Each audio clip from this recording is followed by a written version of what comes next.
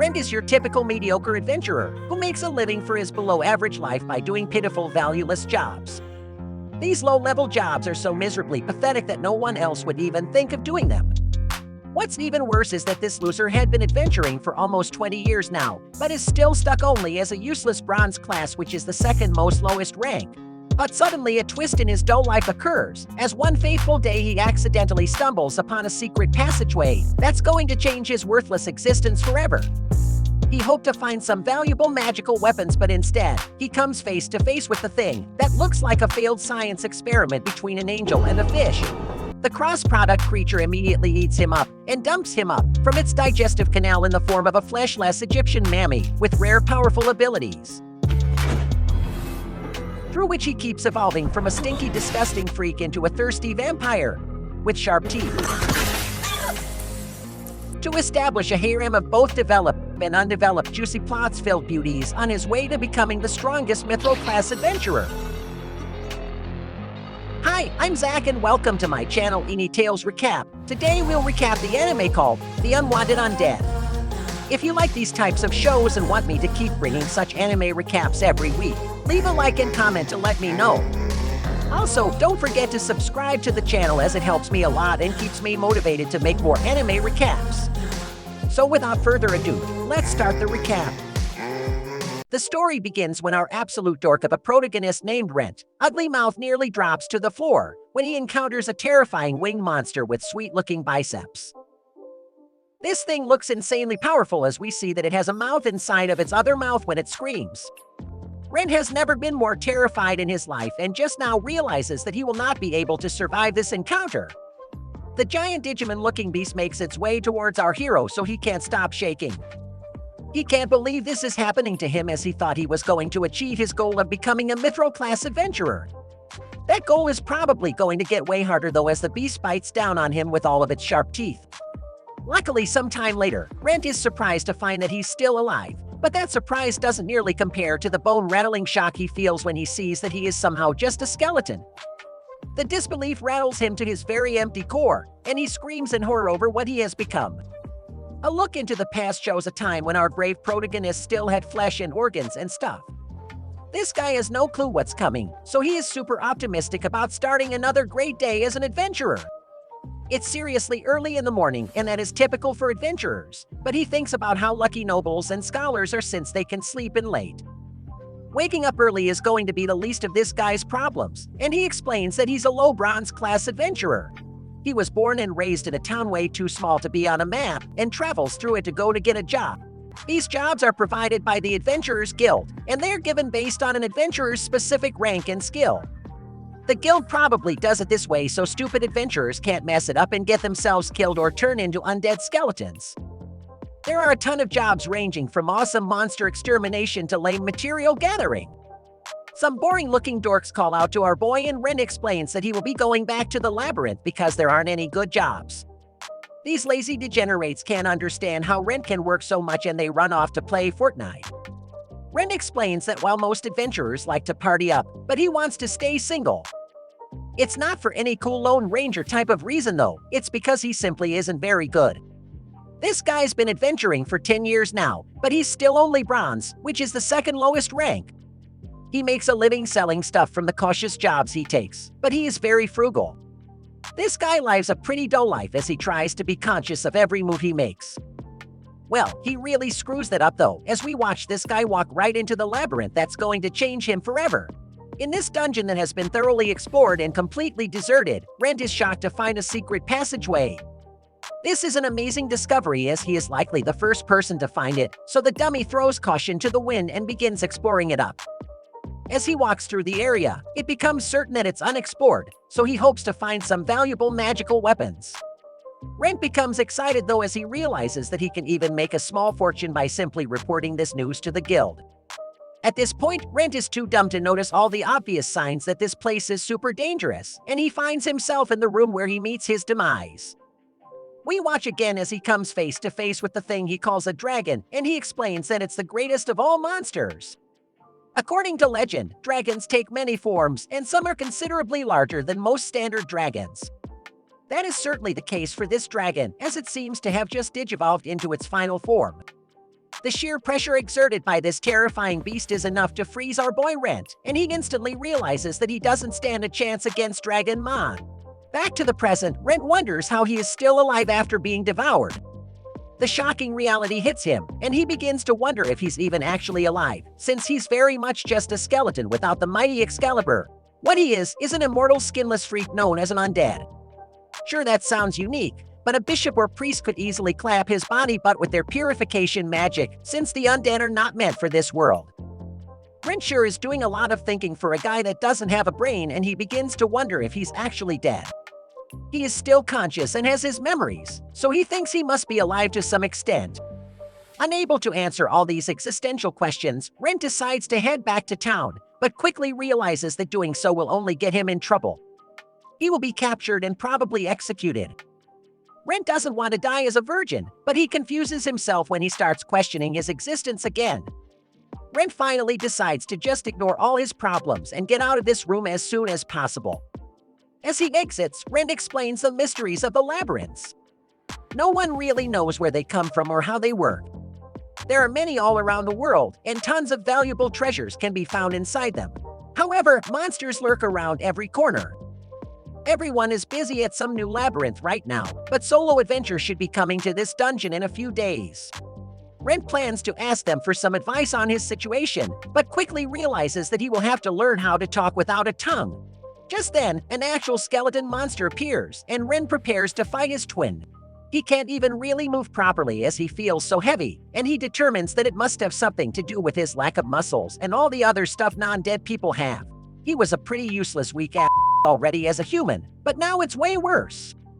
These skeletons were actually pretty easy for him to defeat as a human, but he can't even raise his sword without falling now. Rentt freaks out as he is totally vulnerable, but the dumb skeleton is even worse than he is. Rentt realizes that he can't use any fancy sword techniques, considering he's just a bunch of floating bones, but he remembers that he can use spirit energy. Luckily, it works even though he isn't really a human anymore, and he uses it to buff up his physical abilities. With his attack power raised, Rentt absolutely destroys his opponent's skull, but he gets shocked when the thing starts to glow. He realizes that he just recovered the spirit energy he just used and wonders what could be happening. A look into the past shows some hot chick teaching Rentt a thing or two about monsters. Oh my! They have mysterious traits. With time and experience, they evolve into greater things.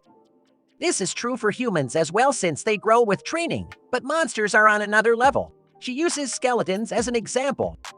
Usually, skeletons simply remain skeletons, but on rare occasions, they evolve into ghouls. This is known as existential evolution, and Rentt gets an idea. He thinks about how ghouls are also undead, but they sort of resemble humans since they have flesh. If he can somehow become a ghoul, then all he will have to do is wear robes and masks so that he might be able to return to town without people being terrified of his boniness.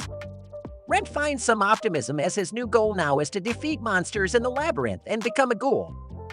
Back in town, we see that Rentt's hot friend is disappointed that he never came, so she will just make dinner for herself. Back in the dungeon, we see that Rentt is putting in work as he has already defeated 5 skeletons. He has gotten his mobility back and learned that light from his defeated enemies heals him. Because of it, he can use spirit energy during every battle. Rentt decides to find some stronger monsters and finds a slime. They are still considered weak, but they are not to be underestimated. Physical attacks are not as effective on these types, but Rentt doesn't have the ability to use offensive magic. All he is capable of is starting fire not suitable for battle, so he decides that he must attack with his sword anyway. There are really only 2 ways to defeat a slime, and that is either by piercing its core, or by breaking it apart until it can't regenerate. After dodging the slime's attack, Rentt counters and is shocked to see that he did it. He determines that he just got lucky by striking its core, but doesn't question his victory, and takes a magic stone as his prize. He then collects the slime mousse to be sold later, since it's used as a cosmetic to make ugly people less ugly. At the guild, 2 people discuss how some newbie has been looking for a party to join. They were going to recommend that she party up with Rentt, but he hasn't been around lately. The newbie was pressed for money though, so a guild member recommended that she go to an easy labyrinth to find treasure and materials. She didn't know it, but this labyrinth is the same one Rentt is in. In the labyrinth, Rentt explains how he doesn't feel things like sleep or hunger, which is fine since anything he needs would probably just end up going right through his bones. He has been fighting non-stop too, but it's becoming clear that existential evolution takes a long time.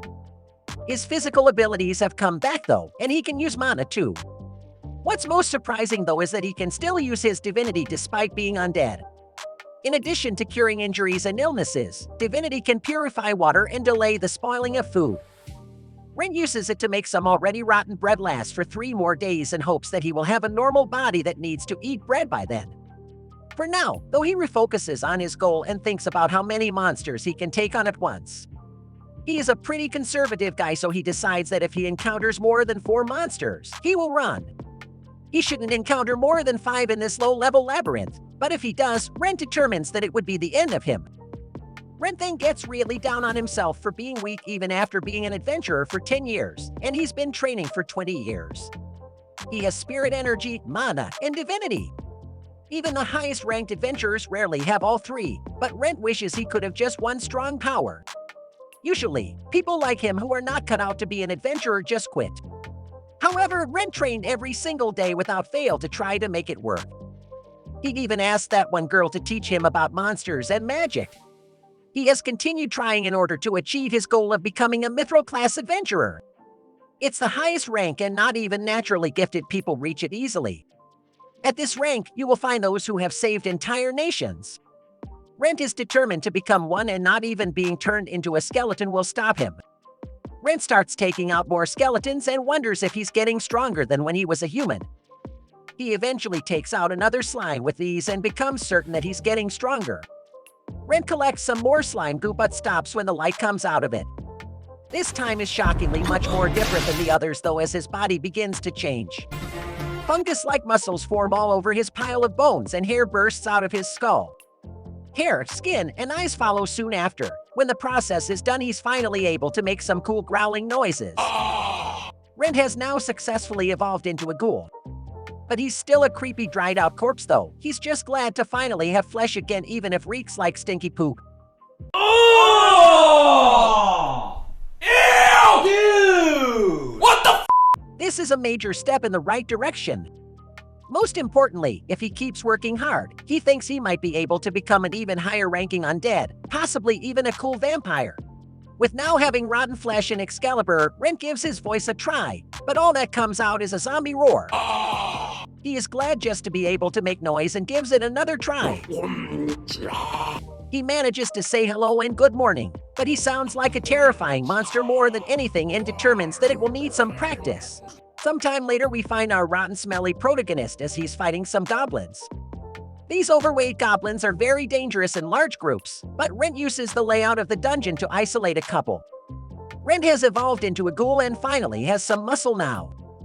He is more agile compared to when he was just a bunch of bones. However, what is most surprising is that his mana, spirit energy, and divinity have all increased. Our boy is getting stronger quickly as he can now not only strengthen himself, but his sword as well.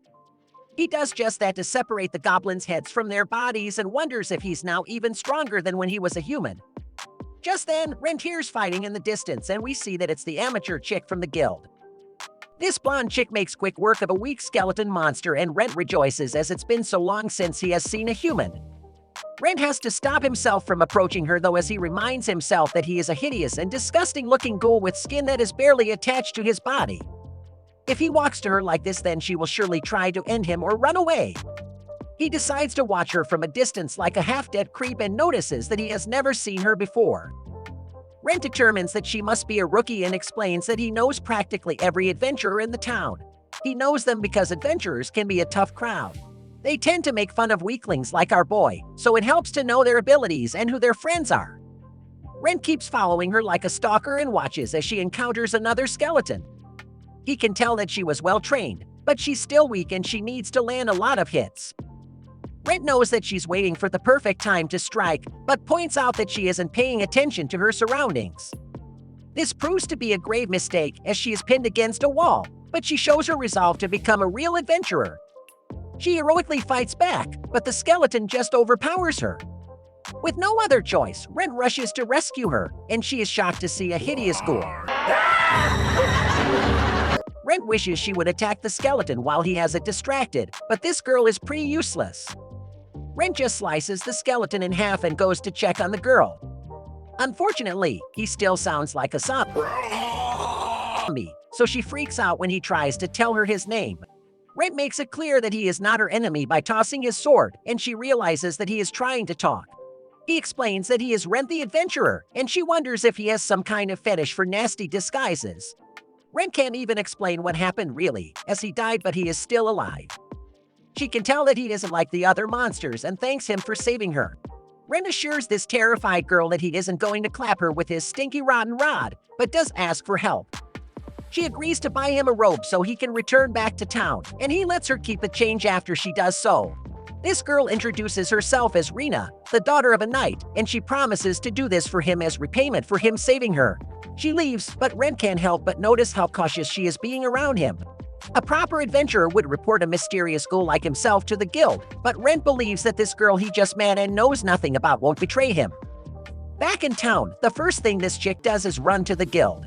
The guild lady from earlier was worried about her, and Rena explained that she had an urgent question to ask her. Back in the dungeon, Rentt fights another slime and finally confirms that he is a lot stronger than when he was a human. In fact, he is not only stronger, his body now moves exactly how he wants it to. Rentt destroys yet another slime by hitting its core perfectly, and he begins to wonder if his vision is getting better as well. He assumes that it's actually combat intuition, something you can't learn from training or studying. Rentt can't help but think of the irony, as he only got the power he has always wanted most after he ended up in this rotting corpse of a body. Just then, Rentt is surprised to see that Rena has returned. Rentt must assure her that he isn't some other ghoul and explains that ghouls don't show up on the early levels like this. She can tell that Rentt has gotten a little better at talking, and our diligent hero explains that he has been practicing. Rena has brought him some clothes, but gets startled when she tries to give him his change. She apologizes for still being terrified of him because he reeks like constipated stool. She tells him that she will eventually get used to it. Rentt thinks she did a great job picking clothes since a robe will conceal his whole body and is something a maid would wear. This nice person got him some other things as well, and she explained that she had to ask someone where all the shops are since she is new to town. Aside from boots and gloves, she also brought some bandages. This considerate chick had thought of everything, as she explained that he could use it to cover his arms and legs. This gesture makes Rentt want to cry, but his decrepit body lacks the moisture and tear ducts to do so. Rentt puts everything on and actually looks pretty good. It's much easier to move in it all than he thought it would be, but he admittedly loses some visibility. He will still be able to fight though, so he tells Rena that it's all perfect.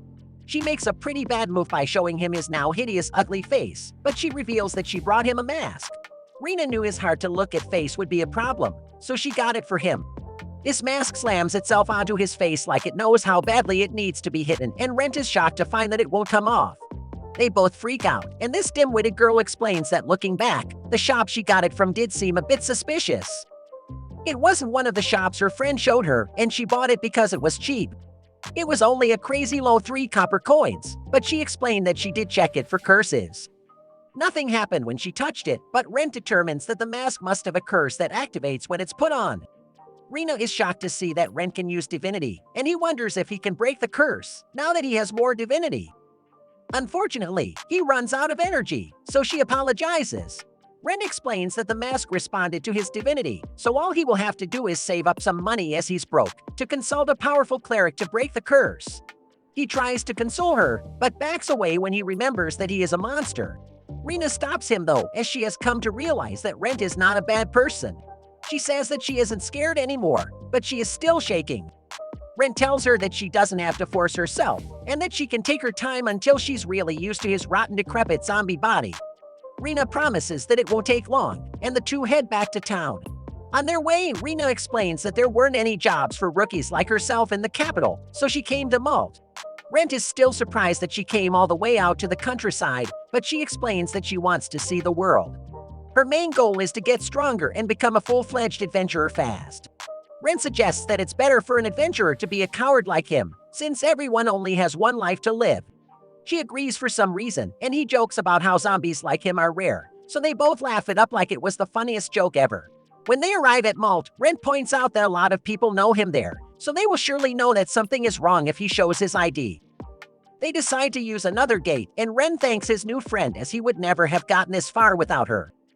She says it's not a big deal, but he explains that he is a monster, and if she helps him get into town, she will be considered a criminal. She could lose her adventurer's license, and he doesn't want to cause her those kinds of problems. This girl is determined though, and explains that if it wasn't for him she wouldn't be alive. The skeleton would have ended her, so she didn't mind risking her life for him this one time. At the west entrance, their identities are confirmed as adventurers, but one of the guards has some kind of problem with Rentt's unusual appearance. The situation gets tense as they demand to see Rentt's face, but Rena brilliantly explains that Rentt's mask is cursed and he can't remove it. She then says that his voice is all messed up because he was horribly injured by a monster, and Rentt shows his disfigured ear as proof. Rena tells him that he just bought the mask to hide his disgusting scars, but it turned out to be cursed. The guards feel terrible about his awful luck, and Rentt even offers to let them pull the mask. The guard gets all the proof he needs when his feeble attempt to remove the mask fails, so he allows Rentt to enter as he stinks. Rentt credits Rena for their success, but she once again just says that it's all part of her repayment. However, just then, Rentt disappears.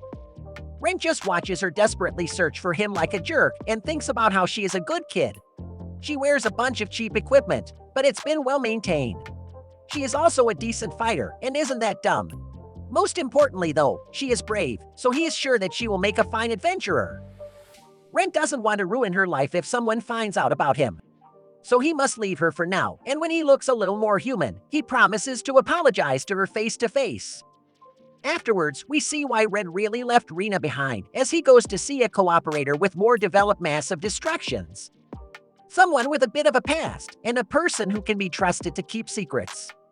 Rentt just walks into a house, where he finds his favorite cooperator with more perkier and bigger plots. She's named Lorraine, and as he tries to wake her up with his abominable of a voice, but she refuses. He threatens to drop a book on her head so she knows it's Rentt, but she's surprised to see him all covered up. Rentt doesn't give her a warning at all and proudly shows off his stinky ghoulish arm. A look back to just a moment ago shows that Lorraine was worried about Rentt, and she was considering having a guild send out a search party. Rentt knocked on the door, so she wondered why he didn't just walk in. She assumed that something must have happened, and she went to pretend like she was sleeping. As he entered, she thought about how relieved she was that he is still alive. Back to the present, Lorraine explains that in all her years of research, she has never heard of anyone who got eaten up by a dragon and dumped out into an undead. Lorraine is skeptical of his entire story, but considering how disgustingly grotesque his body looks, she determines that she has no other choice but to believe him. Rentt is amazed at how calm she is, but thinks it's to be expected from the academic mage adventurer. It's pretty clear, though, that she isn't really looking at him as a friend right now, and more of a test subject. Lorraine then shocks him by asking if he's really Rentt now that he is undead. Rentt explains that he definitely has the memories and mind of Rentt, but his mess of a body definitely died. However, whether or not the current him and the old him are the same person, he doesn't know. Setting aside this impossible question, Rentt explains that he still wants to continue being an adventurer. His body might look like a rotting corpse, but Rentt is still determined to become mithril no matter what. Lorraine is a genius and can tell that he wants her to accept jobs for him since he can't go to the guild in his current state. He can't go to the inn either, so she offers to have him stay with her. As payment, she will also have him help her with her research. He will be quite valuable, since no one has ever had the chance to study a monster that can use existential evolution. Rentt agrees on the condition that she doesn't try to dissect him. The next day, Lorraine cuts out the guild from being the middleman and pays Rentt directly for the magic stones and slime goo he got from the dungeon. It's a lot of money, but it's because Rentt always brings her high-quality materials. Rentt decides to go to the blacksmith and feels good about having a pocket full of money, but that happiness leaves when he notices that people seem to be scared of him. At the blacksmith, Rentt apologizes for his strange appearance using his unpleasant voice. Rentt would like a new sword, and the blacksmith can tell from his old sword that he uses magic or spirit energy. Rentt then shocks her when he reveals that he actually uses magic, spirit energy, and divinity. She points out that being able to use all three is very rare, and he is only the second such person to ever visit their store. Rentt would like for that to remain a secret, and she agrees since it's part of a blacksmith's job. The owner of the shop is named Culp, and he takes a great deal of pride in his work. It will take several days to make the sword, and he will want to speak with Rentt several times throughout the process. Back home, Lorraine does research on Tokyo ghouls. They have strong physical abilities and are capable of surviving even decapitation. They prefer the meat of animals, particularly that of humans. There are some known cases of powerful monsters turning humans into lesser undead, but in those cases, the victims not only lost their personalities, they lost any kind of human will and emotion. Rentt is an extremely special case, and she determines that the chance Rentt is the exact same person he was in life is extremely low. She is very close to him though, and to her he still feels like Rentt. A look back shows when they first met and Rentt's skin wasn't falling off his body. Lorraine just took a job and some guy asked her to take young Rentt with her. He was only a rookie, so she didn't have to pay him and he just needed experience. Lorraine explains that the world was so boring to her. Even when she became the youngest person ever to attain the title of Great Doctor, it meant nothing to her. The title of Great Doctor allows one to register as a silver-class adventurer. She went to a distant nation without telling anyone, simply because she had nothing better to do. During her job, we see that she decided to bring Rentt with her, and he did his job as a backpack carrier. She thought about how careful one needs to be when harvesting this particular plant, and got upset when she saw that Rentt picked a whole bunch on his own. Lorraine was going to scold him since he didn't know how delicate you need to be, but she was shocked when she realized that Rentt did it perfectly. Just then, a nosy goblin appeared, and Rentt instructed her to use a certain spell. She did, and Rentt was amazed that a silver rank has magic on a whole other level. The next morning, Lorraine told Rentt that that was her first battle. She was only flustered because she usually has a lot of escorts with her. Lorraine then realized something and Rentt came clean. Everyone was worried about her going alone, so they told Rentt to go with her. Rentt was once told by someone to read as much as he could about plants and monsters. He has ever since, so Lorraine asked him to teach her. He also seemed to know how to move through the forest well, so she would like to learn that too. Rentt agreed, and that's how things began between the two of them. He worked hard every day for the past 10 years since then, with the goal of becoming mithril class, and she stayed by his side doing the research she loved. Back at the shop, Rentt thanks the blacksmith for agreeing to make his sword and cautiously shakes the man's hand. Rentt is given a temporary sword that can use both magic and spirit energy. Cope can tell that Rentt is in some kind of trouble, and they wonder why he doesn't just come to them for help.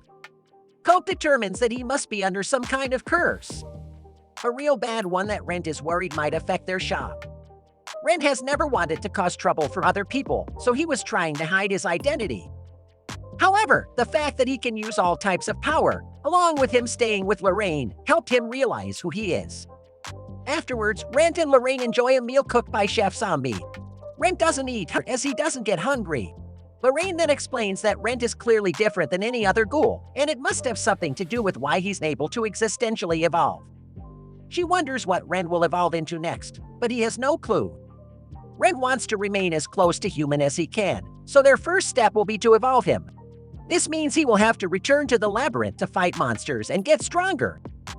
In the labyrinth, some guy is getting wrecked by a slime, and Rentt arrives just in time to save his sorry ass. The guy thanks him as he can now live after just receiving a scratch. Rentt leaves immediately and thinks about how adventurers are expected to be responsible for themselves. No one is obligated to help an adventurer, and if they die, it's their own fault. In some cases, there are even terrible people who will pretend to be in trouble so they can rob adventurers who come to help them.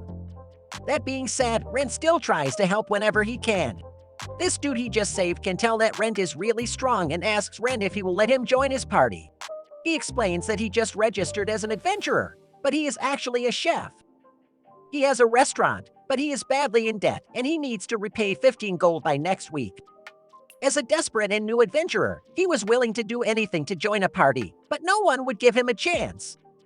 That is why he came to this labyrinth, since it said that it can be done alone. Rentt thinks about how that is only true if the adventurer is already kind of strong, and he decides to reject the guy. As Rentt leaves, he realizes that he might be being a little too harsh, so he lets the guy join him. The guy tells Rentt that he is dependable, but Rentt takes a long look at this guy's wound. Rentt thinks about how sometimes he gets really scared that he might not really be himself. Rentt takes this guy to the secret entrance where he became undead, but he is disappointed to see that the dragon is no longer there. More disappointment fills Rentt since there are no magic items to be found there. but they do find another hidden passage. This nameless side character thinks they could make a fortune by telling the guild about all this, but quickly backtracks and emphasizes that Rentt would get all the credit. Rentt explains that he has no interest in glory and tells a guy that he can just tell everyone that he found it. While going through the passageway, they find an empty room, so the guy wants to continue looking for some treasure. Just then a magic circle appears on the ground, so Rentt tries to stop the guy from running right into it. This dumb guy gets some confidence all of a sudden and tells Rentt that it's okay since no monsters are around. It becomes clear to Rentt that the guy doesn't see the magic circle, but it's too late as it teleports him somewhere. It's impossible to know where they went, but they usually lead to a floor filled with monsters or some place with deadly traps. The smart thing to do would be to abandon this doofus, but Rentt determines that this would just make him a real monster. Rentt begrudgingly decides to go after him, so he goes through the teleportation circle. There he finds the unconscious doofus along with a giant skeleton. Rentt realizes now that this is actually a boss room, and he prepares for battle against the giant monster. Rentt strengthens himself to land an attack, but it doesn't do anything. He realizes that the giant skeleton can't be damaged with spirit energy, so he gives magic a try, but that fails as well. The exit is gone, so this means that this is one of those rooms where adventurers can't escape until the boss is defeated. Rentt is an adventurer that never gives up, so he tries something else. His sword might not hold up from his next attack, but the skeleton is undead, which means divinity should work against it. The divinity-powered attack works and the skeleton comes crashing down. Rentt follows it up with another divinity attack at the thing's skull and the fight is over. Rentt patches the dumb side character up and he's shocked to see that Rentt defeated the giant. Rentt looted a giant magic stone from it, which just proves to the guy that the monster was even more powerful than he thought. This guy thinks Rentt is incredible and Rentt offers to let him have the giant magic stone.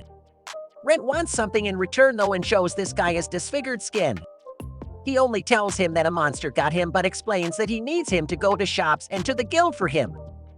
The deal still seems pretty one-sided, so Rentt asks to eat and drink at this guy's restaurant for free whenever he wants. The guy thinks this is a pretty silly question since there is no question that he will let him eat and drink there for free. His restaurant will get closed down now thanks to Rentt, so he promises to work hard to keep it open. This guy isn't able to see magic circles like Rentt can, so Rentt tells him to just walk towards the door to go home. Rentt would like to keep exploring, but decides that it will have to wait till next time. The guy takes Rentt to his restaurant, where his wife is glad to see that he is safe. She is worried that her husband might be getting tricked again when she sees the giant stone, but the guy explains that while Rentt might look like some evil bad guy, he's actually a great guy. This guy finally introduces himself as Loras, and they thank Rentt for his help. Rentt hesitates to tell this guy his name, but Loras promises not to tell anyone. Rentt tells him, and Loras explains that he will have a hot meal ready for him whenever he wants. As Rentt leaves, something strange begins to happen to him. He wishes that Loras was a villain with no family, because there's something he needs to test and he would rather test it on someone evil.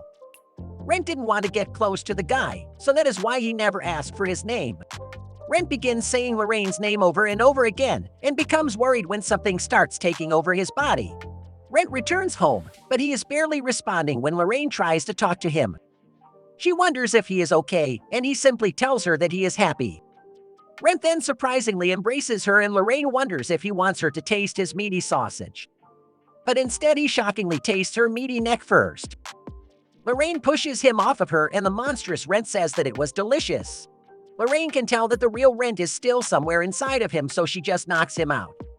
She will allow him to sleep for now and wait for his apology when he wakes up. Lorraine would rather he grab her like that when he wants to develop plot, since she will let him do her anytime he likes. When Lucky Bastard wakes up, he no longer feels like something is controlling him and he apologizes. Lorraine dismisses it as an accident and only wants to hear about what he remembers. Rentt remembers meeting some guy in a dungeon and thinking that he looked delicious. Lorraine watermelons also looked delicious, so he couldn't help himself. Lorraine surprisingly expected this since ghouls prefer human flesh and blood. She decides that they both need to get some rest, but Rentt insists on seeing how much damage he did. Lorraine just sold all her potions, so she will have to wait till the morning to take care of the wound. Rentt isn't satisfied with it though and decides to just heal her instead. Lorraine is amazed to see how much divinity he can use now and explains that she has never been healed by it before.